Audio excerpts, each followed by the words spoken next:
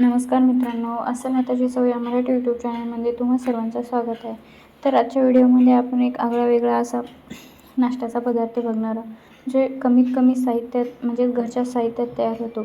यासाठी जास्त साहित्य लागत नाही व जास्त मेहनतही लागत. यासाठी इथे मी 2 उकडलेले आलू घेतलेले आहेत, एक मध्यम आकाराचा कांदा चिरून घेतलेला आहे, 1 वाटी बारकी सुजी घेतलेली आहे, 1 मिरची घेतलेली आहे हिरवी बारीक कापून आणि 7-8 कढीपत्त्याचे पाने घेतले आहे, तेही बारीक कापून घ्यायचे आहे. सर्वात अगोदर हे उकडलेले आलू आपल्याला असे हाताने मॅश करून घ्यायचे आहेत. हाताने मॅश यासाठी करायचे आहे कारण नंतर आट्यामध्ये गुठळ्या होऊ नयेत म्हणून. आता कढईमध्ये थोडेसे तेल घ्यायचे आहे. तेलामध्ये 1 चम्मच जिरे घालायचे आहे. जिरे चांगले तेलामध्ये तडतडू द्यायचे आहे, म्हणजे जिऱ्याचा चव छान येईल. आता इथे जिरे चांगले तडतडले की त्यामध्ये आपण बारीक चिरलेला कढीपत्ता आणि बारीक चिरलेली मिरची घालायची आहे आणि ते थोडेसे तेलामध्ये परतून घ्यायचे आहेत, म्हणजे मिरची चांगली तडतडली पाहिजेत. आता हा कढीपत्ता आणि मिरची चांगली तेलामध्ये तडतडली की यामध्ये आपण बारीक चिरलेला कांदा घालायचा आहे व कांदा चांगला 2-3 मिनिटे परतून घ्यायचा आहे, म्हणजे सोनेरी होईपर्यंत. कांद्याचा चांगला वास गेला पाहिजे तेवढा हा कांदा आपल्याला तेलामध्ये परतून घ्यायचा आहे.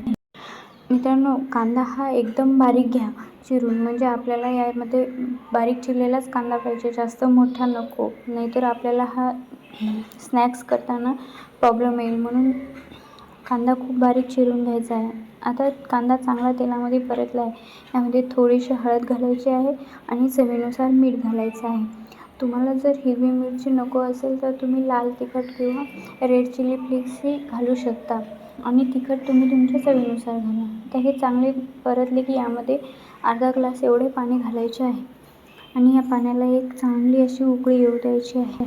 पाण्याला चांगली उकळी आली तरच आपली रवा चांगल्या प्रकारे शिजला जाईल, नाहीतर पाण्याला उकळी नाही आली तर रवा बरोबर शिजला जात नाही, म्हणून पाण्याला चांगली उकळी येऊ द्यायची. आता बघू शकता पाण्याला चांगली उकळी आलेली आहे. आता यामध्ये हे रवा घालून घ्यायचा. रवा घालताना तो नेहमी चमच्याने हलवायचा, म्हणजे त्यामध्ये गाठी होणार नाहीत. आता हा 1-2 मिनिटे चांगला या पाण्यामध्ये शिजू द्यायचा. रवा हा थोडा थोडा करून घालायचा, म्हणजे एकदम पूर्ण रवा नाही घालायचा, नाहीतर एकदम रवा घातला तर गाठी होण्याची शक्यता असते. आता बघू शकता हा रवा आता चांगला या पाण्यामध्ये मिक्स झाला. 1 बारीक वाटी रव्यासाठी अर्धा ग्लास पाणी पुरेसे असते. आता हे 1-2 मिनिट असं शिजले की यामध्ये आपण जो बारीक केलेला बटाटा आहे तो बटाटा घालून तेही एकदम मॅश बारीक करून घ्यायचा आहे, म्हणजे यामध्ये बरोबर मिक्स झाला पाहिजे असा परतून घ्यायचा आहे. आता हे मिश्रण पूर्णपणे व्यवस्थित शिजवून घ्यायचे आहे, म्हणजे आटा तयार होईपर्यंत असा घट्टसर गोळा होईपर्यंत हे आपल्याला असे शिजवून घ्यायचे आहे आणि चमच्याने हलवत जायचं आहे, नाहीतर कढईच्या तळाशी हे लागू शकतो. मित्रांनो, ही रेसिपी बनवायला खूप सोपी आहे आणि कमीत कमी साहित्यात होते. तर कधी ऐन वेळेला पाहुणे आले किंवा कुणी आले बाहेरचे तर चहासोबत करायला ही रेसिपी एकदम सोपी आहे. किंवा आपल्यालाही काही खावंसं वाटलं चटर-पटर तर संध्याकाळच्या चहासोबत किंवा दुपारीसाठी ही रेसिपी एकदम मस्त आणि सोपी आहे. तर तुम्ही ही रेसिपी एकदा नक्की ट्राय करा. बघू शकता आता हे पूर्णपणे आपलं सेट झालेलं आहे.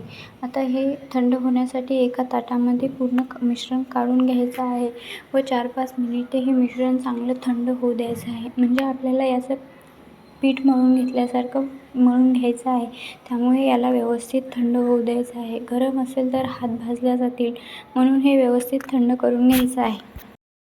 मित्रांनो, तुम्ही ही रेसिपी नक्की ट्राय करा आणि ट्राय केल्यानंतर तुम्हाला ही रेसिपी आवडली का आणि व्यवस्थित झाली का हे मला कमेंट करून नक्की कळवा. आता बघू शकता आपला असा या प्रकारे थंड झाल्यावर असा आटा तयार झालेला आहे. एकदम मऊ आणि एकदम असं घट्टसर हे पीठ आपलं झालेलं आहे. आता थोडंसं हातावर तेल घेऊन असं छोटीशी गोळी घ्यायची आहे व ती पोळपाटावर या प्रकारे अशी करून घ्यायची आहे, म्हणजे आपल्याला तुम्ही हातानेही गोल गोल असे करू शकता किंवा तुम्हाला जो हवा तो आकार देऊ शकता. पण मी या प्रकारे असे लाटून घेऊन केलेलं आहे. आता सुरीच्या सहाय्याने अशा बारीक चकत्या पाडून घ्यायच्या आहेत. मित्रांनो, चकत्याऐवजी तुम्ही वडे किंवा असे रोल काहीही करू शकता किंवा पुरीसारखाही इव्हन आकार तुम्ही याला देऊ शकता, म्हणजे जो हवा तो आकार तुम्ही या पदार्थाला देऊ शकता. आता काट्याच्या चमच्याच्या सहाय्याने यावर अशी डिझाईन करून घ्यायची. त्या नाही केली तरीही चालते, असं काही नाही की करावीच लागते, पण असे एक छान दिसते म्हणून करून घ्यायची आहे. बघू शकता आता या प्रकारे आपल्या ह्या छोट्या छोट्या वड्या तयार झालेल्या आहेत. मित्रांनो, खरंच हे खायलाही खूप म्हणजे खूप चविष्ट लागते, तर तुम्ही ही नक्की रेसिपी ट्राय करा.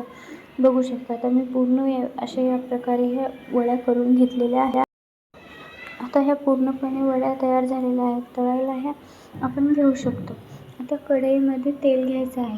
तेल जास्त घ्यायचं नाही, कारण की रवा हा फुललेला असतो, त्यामुळे तो तेल जास्त पितो, म्हणून त्यामध्ये थोडे थोडे तेल घ्यायचं आहे. थोडंसं तेल घेतलं तर हे एवढ्या आपल्या वड्या तळून होतात आणि ह्या जास्त तेलकटही होणार नाही याची काळजी घ्यायची, म्हणून तेल जास्त घ्यायचे नाही, थोडे कमीच घ्यायचे. तर ह्या अशा थोड्या थोड्या वड्या करून तळून घ्यायच्या आहेत. आलटून पालटून दोन्ही साईडने 3-4 मिनिटे ह्या वड्या तळून घ्यायच्या. आणि एक गोष्ट मित्रांनो, इथे वड्या तळताना गॅसची फ्लेम ही मोठीच ठेवा. कमी किंवा मध्यम फ्लेमवर ह्या वड्या तेलात एकदम अशा मिक्स होऊन जातात, म्हणजे याचा पूर्णपणे आटाच तयार होतो. त्यामुळे एकदम हाय फ्लेमवरच ह्या वड्या तळा, म्हणजे ह्या क्रिस्पी होतील, नाहीतर बिघडू शकतात. त्यामुळे ह्या नेहमी एकदम हाय फ्लेमवरच तळा. आता आलटी पलटी करून बघू शकता तुम्ही, ह्या वड्या अशा खरपूस अशा भाजलेल्या आहेत आणि ह्या तयार आहेत. मित्रांनो, तुम्हाला जर हा व्हिडिओ आवडला असेल तर एक लाईक, शेअर, कमेंट नक्की करा. आणि हो, तुम्ही हा व्हिडिओ कुठून बघता तेही कमेंट करून सांगा. नवीन असाल तर चॅनलला नक्की सबस्क्राईब करा. थँक्यू.